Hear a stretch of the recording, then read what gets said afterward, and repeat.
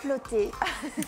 De retour dans la troisième partie de cette grande émission. On apprend des mots aussi québécois ici dans cette émission parce qu'on est avec Jacques Brodeur. On parle du défi 10 jours sans écran. Pendant 10 jours, Jacques Brodeur propose à des collèges, à des collégiens, à des enfants d'arrêter les écrans, du moins de prendre seule position contre les écrans, du moins de réduire sa présence devant les écrans. Je rappelle, Jacques, vous êtes enseignant à la retraite, enseignant de sport, consultant en éducation et prévention de la violence, conférencier, initiateur des défis sans écran, on vient d'en parler, et fondateur d'Edupax. Je rappelle, avant que j'oublie, on en a dit au début de l'émission, que Edupax a un site internet, c'est le www.edupax.org. Il y a toutes les infos, il y a plein de choses sur ce site-là. Et il y a aussi le fait que vous pouvez rentrer directement en contact avec Jacques Brodeur. Jérôme Aubineau. Oui. Rien à voir. Rien à voir, oui. Je voudrais profiter de la présence de notre invité pour rendre hommage à nos cousins québécois qui se font souvent, très souvent, défenseurs de la langue française. Que nous d'ailleurs. Oui, plus que nous. Ils ne tarissent pas de génie et d'idées pour forger de jolis mots qu'ils utilisent à la place des anglicismes. Ainsi, le driving devient service au volant, le shopping magasinage, Coca Light devient coq diète, j'en passe. J'en passe. Le mail, courriel. Le courriel, il l'a dit tout à l'heure. Alors, cette chronique est dédiée à ces mots accusés de tous les mots, les anglicismes. Nous aussi en France, on est aussi pris en sandwich entre la culture francophone et la mode anglo-saxonne. Alors, un peu d'histoire. Souvenez-vous, dans les années 50, la France, la vraie, la franchouillarde, celle des congés payés à la gueule atmosphère, s'est réveillée un beau matin de nouveau sous la botte, ou plutôt sous le chapeau melon et la cup of tea de l'envahisseur, j'ai nommé les Franglais. Ils ont débarqué sur leur yacht, à bord de leur break, en tenue de smoking, envahissant nos parkings, nos pressings. Alors, monsieur Martin Durand-Dupont était alors effondré, il n'en croyait pas ses oreilles. Certes, il avait fini par s'habituer sans problème au chewing-gum des GI libérateurs, ceux-là même qui dansaient le bebop le week-end dans les dancing, mais là, ça devenait vraiment too much, c'en était trop. Alors, le gouvernement français a pris les choses en main en faisant voter une loi en 1977 qui interdit l'usage de mots anglais dans le vocabulaire officiel, transformant pêle-mêle bulldozer en booter, marketing en mercatique, l'interview du speaker en entretien de l'annonceur, etc. Mais c'était trop tard, malgré la loi du ministre Monsieur Toubon, alias Mr. Allgood. La franglisation avait atteint son point de non-retour et personne ne pouvait plus empêcher Monsieur Martin Durand-Dupont de faire son jogging autour du parking. Même Monsieur Robert, le petit dictionnaire qui n'a pas sa langue dans sa poche, continuait de définir tranquillement une personne sexy comme ayant du sexe à pile. C'est un comble. Mais finalement, est-ce que c'est si grave? Je vous propose d'en rire et de cuisiner l'anglais à la française, de le mitonner à la recette suivante, c'est-à-dire qu'on va prendre un mot français, une expression au sens propre, et on va essayer de chercher sa traduction littérale, le traduire mot à mot, et puis de vous les faire deviner. Si je dis, alors j'ai un super anglais, you put your finger in the eye. Oui, tu te mets le doigt dans l'œil. Et il y a une toute autre traduction forcément vraie. Si je dis at the bath, Marie. At the bath, Marie. C'est des expressions françaises. Au bain, Marie. In the au bath, oui. J'en mets plein. In the car, Simone. En voiture, Simone. En voiture, Simone. C'est une expression française. To have dog. En voiture, Simone. Attendez. To have dog. Avoir du chien. Avoir du chien. Hot before. Chaud devant. Hot before. To pass one's ferry. To pass one ferry.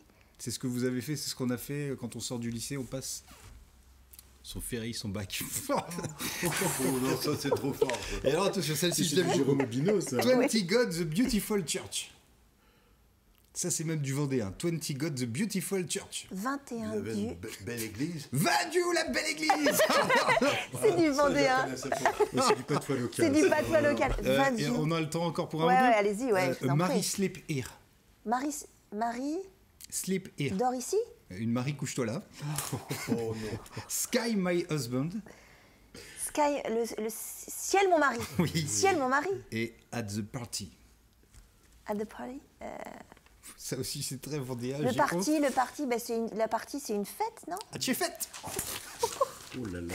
Allez, Oh, at hein, the party à Chambretot, je suis pas sûre que ça marche. Vous voyez ce que je veux dire? Voilà, enfin, c'était s'amuser avec C'était ces très drôle. ex-anglais. Ça a dû vous donner un boulot de dingue. On est d'accord? Vous parlez comme ça avec vos amis. Of course. Very well. Merci beaucoup, Jérôme. On va terminer tranquillement cette émission pour parler du défi sans écran en français. Jacques, est-ce que vous avez des petites astuces qu'on peut mettre juste après l'émission en place à la maison pour décrocher un petit peu de son écran? Alors, pour les parents d'enfants des écoles élémentaires, D'accord. je vous recommande fortement une recette mise au point par une psychologue amie, Sabine Duflo, Ouais. qui dit on peut aider l'enfant à grandir pas à pas. D'accord. Pas de télé le matin, pas de télé ou d'écran dans la chambre, Ah oui, bah oui. pas d'écran ni de télé au repas, Ok. et pas de télé en soirée qui pourrait nuire au sommeil. Avant de dormir. Oui. Avant de dormir. Pas de télé, pas de film, pas de... Donc, 4 D'accord, pas. ok. Évidemment, le pas, c'est une interdiction, mais là, elle transforme ça Oui, en tout pas à pour fait. grandir, c'est bien. Ouais. Pour les ados, si papa et maman laissent leur autorité s'effriter, et je signale pour vos auditeurs qu'il existe une stratégie de publicité des marketeurs qui enseignent à l'université le NAG Factor, N-A-G Factor. Le NAG Factor, c'est une façon de montrer aux enfants à faire changer leurs parents d'idées. Ils ne sont pas contents de la décision de leur papa et de leur maman. Alors, le NAG Factor est une stratégie conçue pour Incroyable. saper l'autorité parentale et faire passer tes pauvres parents, t'es pas chanceux, tes parents sont ringards.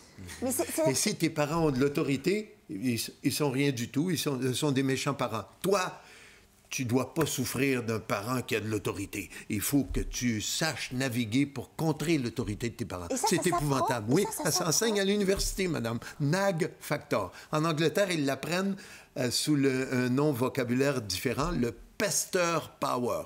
Apprendre à pester jusqu'à ce que tes parents changent d'idée et t'achètent ce que tu vas obtenir. Incroyable, hein. C'est incroyable. Alors, il ne faut pas se décourager devant tout ça. Ça prend donc des règles. Bien sûr. Et les règles, c'est l'écran, le petit téléphone Ouais. merveilleux qui est ton outil. Il ne rentre pas dans ta chambre le soir quand tu vas D'accord. te coucher. Il est déposé en plein milieu de la table de cuisine où tout le monde peut le voir. Donc, tu ne te le feras pas chipper, sois pas inquiet. Parce que je suppose que le problème n'est pas le même entre quoique j'en sais rien, entre un enfant de 6-7 ans et un ado de 13-14 ans. Non, c'est très différent. Oui. L'ado, c'est plus compliqué Oui. à le sevrer, entre guillemets, Oui. de ces écrans-là. Le sevrage, nous, on l'a tellement bien travaillé, le sevrage avec des ados, que maintenant, on peut poser comme question aux parents et aux élèves et aux profs, est-ce que durant ces 10 jours, les enfants ont été plus maussades que d'habitude? On sait très bien qu'un fumeur, quand il quitte la cigarette, son subconscient a un plan de survie. Il rend le fumeur qui essaie d'arrêter de fumer, il le rend détestable. D'accord. Et le subconscient sait très bien qu'après avoir été détestable, plus le deuxième jour que le premier, plus le troisième jour que le deuxième, le quatrième jour, ta famille va dire « Papa, va t'acheter un paquet de cigarettes ». Le subconscient va gagner. Oui. Nous, on a vérifié. D'accord. Quand on coupe la télé, est-ce qu'on pourrait avoir un phénomène semblable? Eh bien non. Les élèves qu'on a, ils souffrent pendant les 2 premiers jours. C'est dur. Mais et tout après, les profs et les parents nous disent les enfants ont été de meilleure humeur que d'habitude. Sans pilule, sans drogue, sans Incroyable. récompense, on a des enfants, on a découvert la recette du bonheur des Ouais, adolescents. ouais. S'il vous plaît, papa, maman, développez un plan de match avec votre propre ado et convenez d'une façon de civiliser le monstre qui est entré dans la maison. Il va apprendre lui aussi l'écran à obéir. Est-ce que vous pouvez nous parler de l'exemple que vous nous avez donné tout à l'heure dans les coulisses de Bob l'éponge? Alors, c'est une découverte de Dimitri Christakis, on peut trouver Voilà. en ligne. Parce que Bob l'éponge, c'est quand même le dessin animé que tous les enfants ont gardé, Voilà. connaissent. Alors, Dimitri Christakis, professeur de pédiatrie dans une université états-unienne, on les appelle plus américaines parce que nous, on est aussi américains Oui, qu'eux. bien sûr. On occupe même une plus vaste partie qu'eux. Alors, une université états-unienne Dimitri Christakis enseigne, et il se rend compte que les enfants qui regardent plus la télé entre 0 et 5 ans, ils sont plus à risque, en arrivant à 10 ans, 11 ans, de souffrir du déficit de l'attention. Il veut comprendre pourquoi. Alors, il regarde ce que les enfants regardent à la télé, surtout des dessins animés.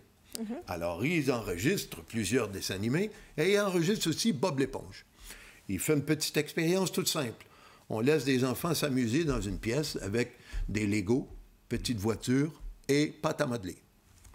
30 minutes, tu n'as même pas besoin de donner d'explications aux enfants. Ils arrivent et eux-mêmes, ils choisissent et s'amusent ensemble, pacifiquement. Et Christakis allume la télé et Bob apparaît. Bob, qui est plutôt inoffensif, hein, c'est une éponge. Hein. Et c'est mignon. C'est très mignon. On rigole avec Bob l'éponge. Alors, il découvre que les sons utilisés dans Bob l'éponge, d'abord, attirent l'attention d'un enfant. Parfois, l'enfant est dans une autre pièce. Il faut qu'il soit attiré à l'écran. Il vient. Oui. Alors, dans le cas de Christakis, les enfants sont dans la pièce. Évidemment, ils lèvent les yeux, les enfants. Mais au bout de 2 minutes, les 30 enfants qui sont là, il n'y en a plus un qui retouche à ses Legos, à ses petites voitures et à sa pâte à modeler. Donc, ils sont captés par Bob l'éponge. Christakis conclut, c'est pas un hasard si les images se succèdent rapidement. C'est pas parce que quelqu'un a mis le... Non, non. C'est qu'une fois que tu as commencé à présenter des images aux enfants, si tu les laisses au maximum 5 ou 6 secondes, mais l'enfant n'est pas capable de retourner à ses Legos. Il reste accroché à l'image suivante. C'est épouvantable quand tu y penses. Mais il ne faut pas se décourager devant tout ça. Les dessins animés modernes, ils sont d'une vitesse insupportable. Oui, c'est le rythme du dessin animé fait que ça capte l'attention. Et l'autre truc utilisé pour capter l'attention et inquiéter les enfants, c'est la violence. Ton héros, il a survécu aujourd'hui, mais à la fin de l'émission, les méchants quittent l'émission en l'avertissant. On n'a pas réussi à te crever les yeux aujourd'hui, mais demain à 4 heures, on revient. Que fait l'enfant? Il est inquiet pour son héros. Il fait du souci le soir quand il dort, il fait des cauchemars, il y pense. Le lendemain matin, il se réveille. Et qu'est-ce qu'il demande à sa maman? Maman, tu m'avertis à 4 heures.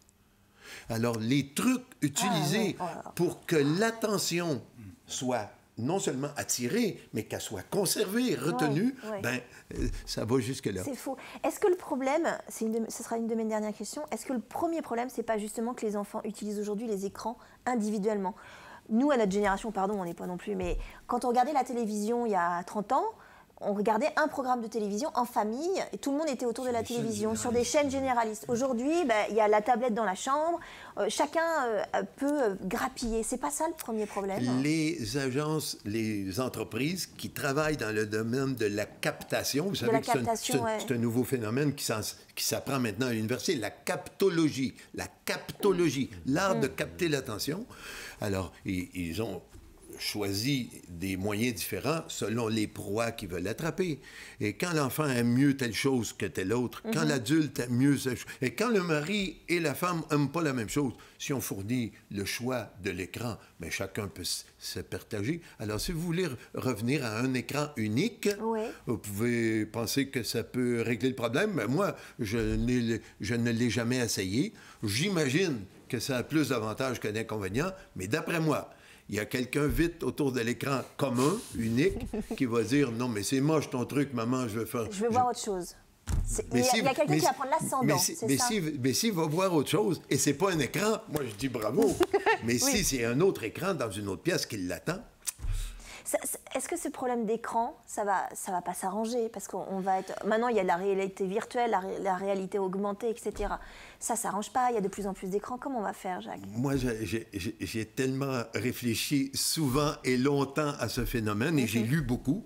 Moi, je pense que la porte de sortie, c'est l'éducation. C'est l'éducation. Si l'éducation décide que l'impact sur les capacités cognitives des jeunes est affecté par le temps qu'ils passent aux écrans, ben je pense que l'école va devoir s'organiser pour fournir aux enfants, non pas l'obligation de garder les technologies fermées, mais leur apprendre à les domestiquer. C'est ça, que ça redevienne un outil. C'est un allié d'un chroniqueur pédiatre, Michel Juchereau, qui parle souvent d'écran. Et on va vous faire rencontrer parce que on aimerait la rencontre. Ça a été un vrai bonheur de vous avoir, Jacques Brodeur. Vraiment, en toute sincérité, sur le plateau de la grande émission, c'était beaucoup trop court. Je rappelle que vous êtes l'initiateur des défis sans écran et peut-être que votre enfant va faire ce défi sans écran dans les établissements scolaires de Vendée, puisque vous êtes là jusqu'en mai, Jacques.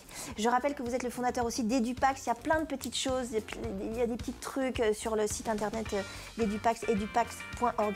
Merci beaucoup vraiment d'avoir été l'invité de la grande émission. Vous revenez quand vous voulez. Et on vient vous voir, on déménage de toute façon après, on a décidé de déménager au Québec.